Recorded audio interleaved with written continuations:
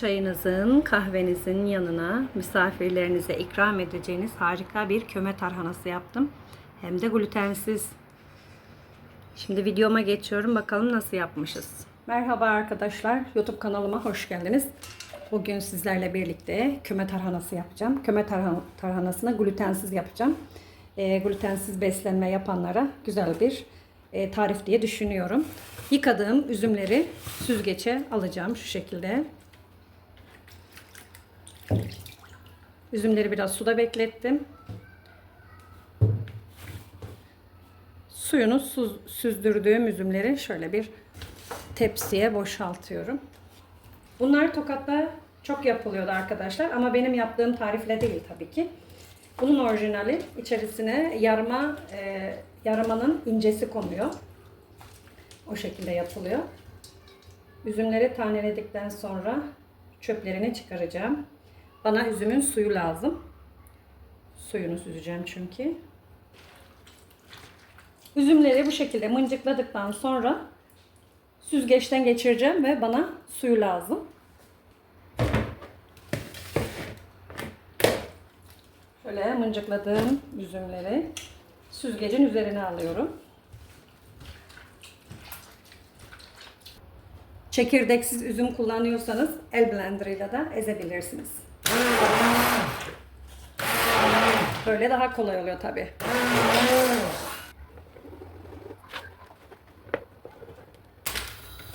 Ben şu şekilde bir marka kullanıyorum. Dola. Çiğ köftelik mısır bulguru diye yazıyor. Glutensizdir bu. Glutensiz yazısı da var bakın. Yarım çay bardağı glutensiz mısır bulgurunu karıştıra karıştıra pişireceğim.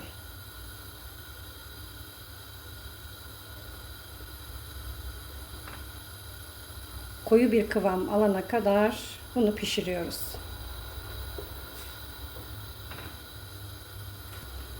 Gerekirse mısır nişastası da kullanabilirsiniz.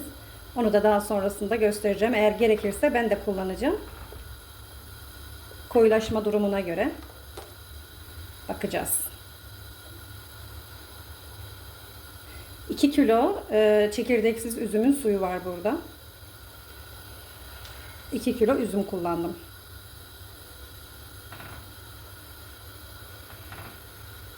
Evet, malzemeleri yine videonun altına yazarım arkadaşlar. Ve kaynamaya bırakıyorum şimdi. Bu arada da sürekli karıştırmamız lazım.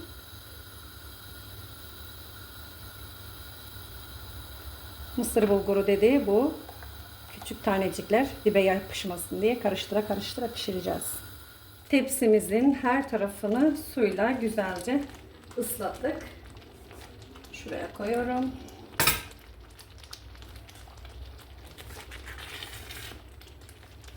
Bakın üzüm suyu yarıya kadar indi. Yarısının suyu uçtu. Bu şekilde.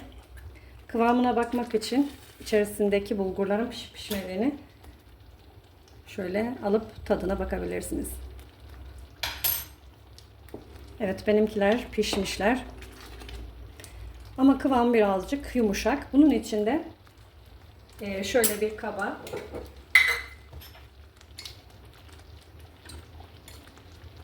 iki çay kaşığı dolu dolu nişasta koyuyorum. Mısır nişastası bu. Yine glutensiz mısır nişastası. Bir yemek kaşığı kadar su ekliyorum. Şöyle nişastayı sulandırmak için suyumuzu da ekledik. Nişastayı bir güzel ezelim burada.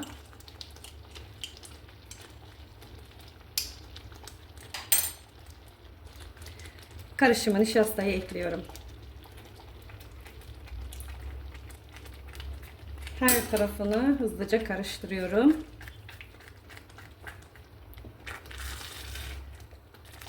Beş dakikada nişastayla pişmesi lazım. Bu suyunun uçması yarım saat sürdü arkadaşlar. Yarım saatte bu kıvama geldi. 5 dakikada nişastayla pişiriyoruz. Ve hazır.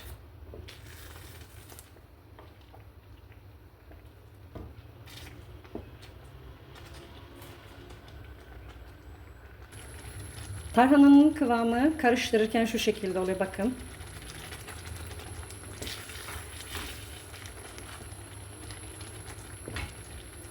Böyle kalın koyu bir akışkanlığı oluyor.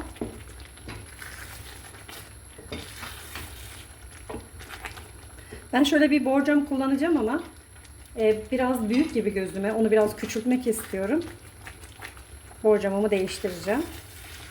Çünkü çok ince dökmememiz gerekiyor. Daha kuruması da gerekiyor bunun çünkü. Borcamı değiştirelim. Şöyle borcam ölçümü değiştirdim. Daha küçüğünü aldım. Evet, tarhanam da 5 dakika daha pişti. Altını söndüreceğim. Birazcık tavada ılımasını bekleyeceğim. Sonrasında cama dökeceğim. Oda sıcaklığına gelmesini beklemenize gerek yok. Hemen tepsimizi boşaltalım. Şöyle bir parmak kadar kalınlığı var. Şimdi bunun iyice soğuması gerekiyor. Dilimlemek için çok iyi soğutmamız lazım arkadaşlar. Bu şekilde bırakıyorum. Hatta balkona koyuyorum, balkonda soğuması için. Küme tarhanalarımı akşamdan yapmıştım. Sabah olunca kesip ızgaraya dizeceğim. Şöyle büyük büyük keseceğim.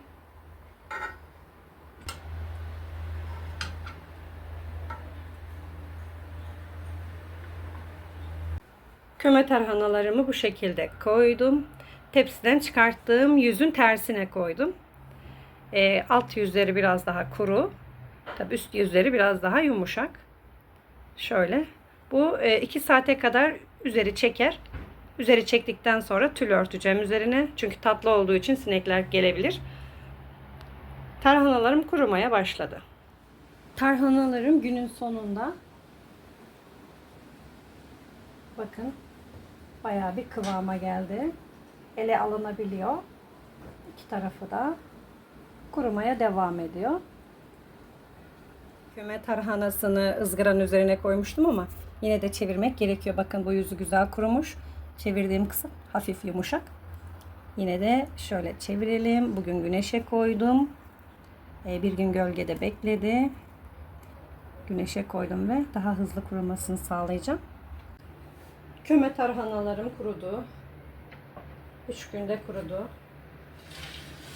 Şimdi bunları kaldıracağım. Böyle bakın kalın kalın oluyor. Benimki birazcık da ince oldu. Daha da kalın olması gerekiyor. Şu kalınlığı biraz yüksek olursa daha güzel olur. Şimdi ben kuruyan küme tarhanalarımı şöyle bir saklama kabına alacağım. Saklama kabına koyduktan sonra da dolapta saklayacağım.